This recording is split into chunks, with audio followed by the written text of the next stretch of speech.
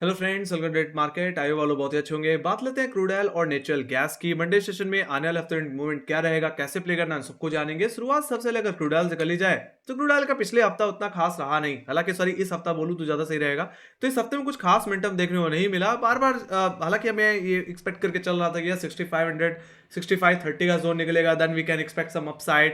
Definitely जो हमारा पहला टारगेट था कहीं ना कहीं 6730 6700 का जोन, वो लेवल कहीं ना कहीं आता हुआ जरूर दिखा, बट उन लेवल्स को निकाल नहीं पा रहा या उसके ऊपर तेजी हमें देखने को नहीं मिल पा रही। हालांकि इसके पीछे क्या रीजन है, हालांकि अगर मैं फंडामेंटल की बात करूं तो सारे के सारे रीजन फंडामेंटल में ही छुपे हुए हैं। शुरुआत अगर मैं पहले पॉवेल की टेस्टिमनी से कर लूं तो पॉवेल ने कहीं ना कहीं ये बात तो इंडिकेट कर दी कि यस, अभी कोई भी इंटरेस्ट रेट में कोई कूल ऑफ या कोई रिलीफ देखने को नहीं मिलने वाली। दूसरी प्रॉब्लम ये भी है कि यस, क्रूड ऑयल में डिमांड में बढ़ोतरी तो आई जनवरी या फरवरी में, कहीं ना कहीं 5.1% की कहीं ना कहीं क्रूड ऑयल की डिमांड में बढ़ोतरी देखने को मिली। हालांकि यहाँ पे थोड़ी तेजी आने तो चाहिए थी, बट एक्सपेक्टेशन से कहीं ना कहीं कम ग्रोथ चाइना में देखने को मिल रही है क्रूड ऑयल को लेकर के। और दूसरी बात जहां तक रही वो रही जॉब डेटा की। अगर जॉब डेटा की बात कर ली जाए तो एस्टिमेशन से ज़्यादा जॉब्स ऐड हुई हैं। 2,70,000 के आसपास जॉब्स ऐड हुई हैं, जबकि एक्सपेक्टेशन थी 2 लाख की। तो इसने भी कहीं ना कहीं जो इंटरेस्ट रेट में कोई रिलीफ है उस पर उसकी एक्सपेक्टेशन को कहीं ना कहीं घटाया है। लेट्स सी, मेरा मानना है कि क्रूड ऑयल में वोलेटिलिटी रहेगी। हो सकता है क्रूड ऑयल में कंसोलिडेशन देखने को मिल जाए, और कंसोलिडेशन जोन जो हो सकता है वो थोड़ा वाइड हो सकता है। और राइट, जो रेंज रह सकती है गाइस वो कहीं ना कहीं 6700 से लेकर के 6300 की हो सकती है। इस रेंज के अंदर कंसोलिडेट कर सकता है, थोड़ा सा वोलेटाइल रह सकता है। ऐसा मैं इसलिए भी कह रहा हूं क्योंकि आने वाले हफ्ते में भी काफी इवेंट्स अलाइंड है।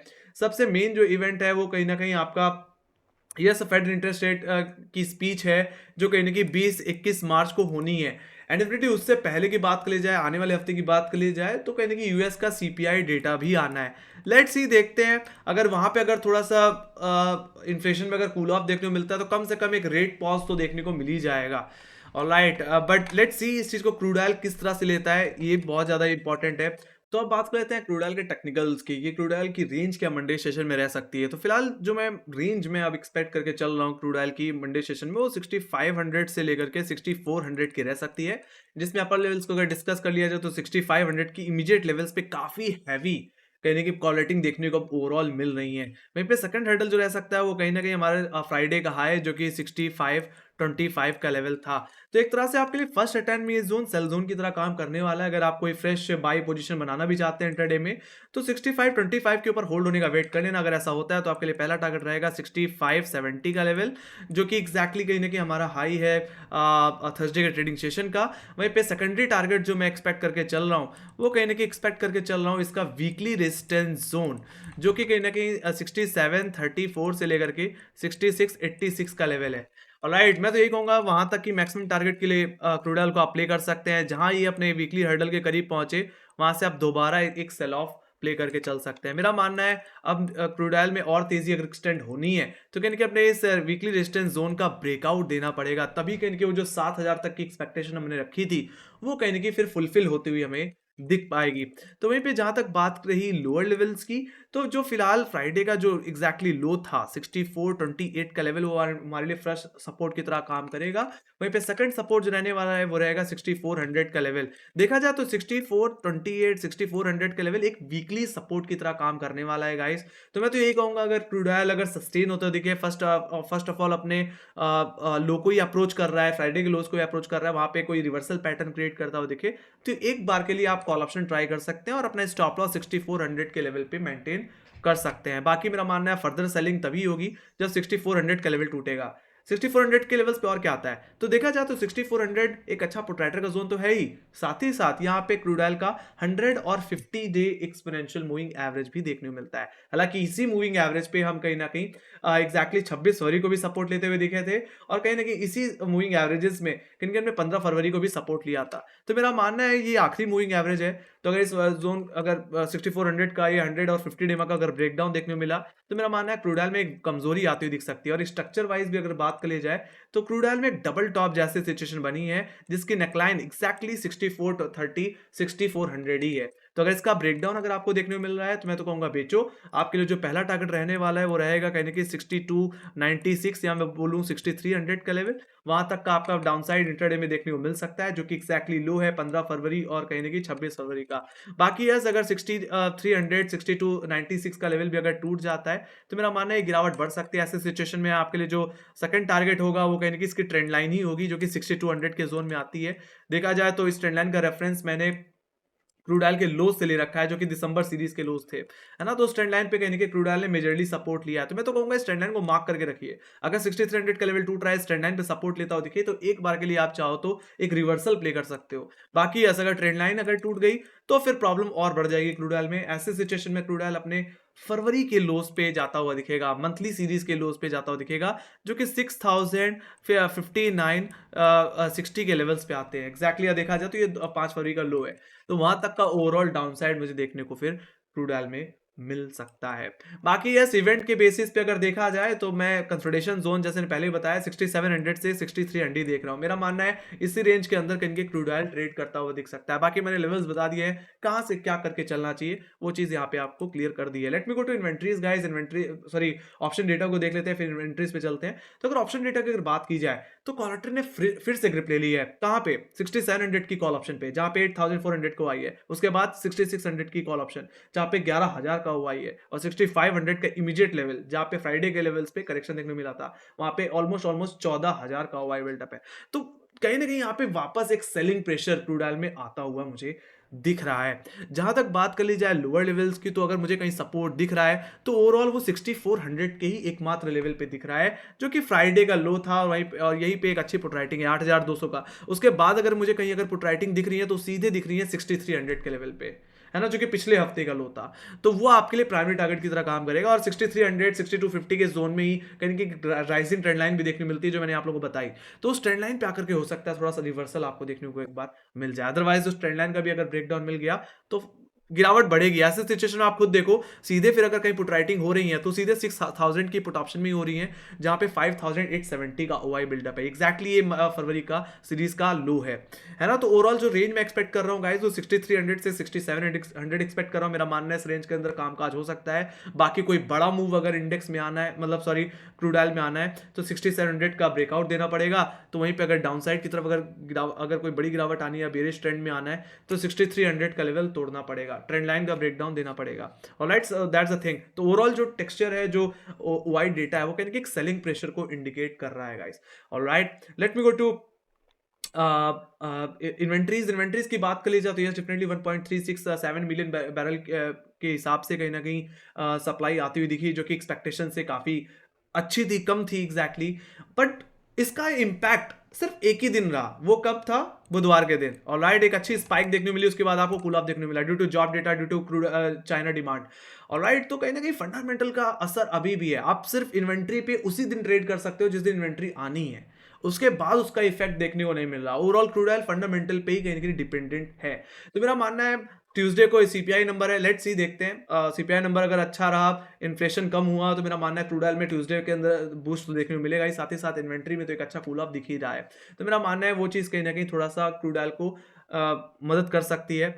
बाकी देखा जाए तो एक हफ्ते अगर सप्लाई बढ़ के आती है तो अगले हफ्ते कम आती है, तो हो सकता है अगले हफ्ते कहीं ना कहीं सप्लाई थोड़ी बढ़ के आए। बट मैंने जैसे कहा कि फंडामेंटल पे ज़्यादा क्रूड ऑयल रिएक्ट करता है। तो मेरा मानना है ओवरऑल आपको इन्फ्लेशन नंबर और सीपीआई नंबर पे नजर रखनी चाहिए। Alright, so that's the thing. तो ये बात हो गई इन्वेंट्रीज की। तो आप इन्वेंट्रीज पे आप सिर्फ एक ही दिन ट्रेड कर सकते हो, वो है बुधवार, जिस दिन इन्वेंट्री आती है उस दिन सीधी सी बात, अगर एक्सपेक्टेशन ज़्यादा सप्लाई आ रही है तो बेच सकते हो, गिरावट ही देखने मिलती है नॉर्मली। और अगर सप्लाई अगर उम्मीद से कम आई, देन डेफिनेटली यस आपको फिर क्रूड ऑयल में पॉजिटिविटी देखने मिलेगी, प्राइसेस में एक स्पाइक देखने को मिलेगी सेम डे में। ऑलराइट, तो ये बात होगी इसकी। Let me go to natural gas. Natural gas को देख लेते हैं। तो मैं नेचुरल गैस का मार्च का कॉन्ट्रैक्ट यूज कर रहा हूं।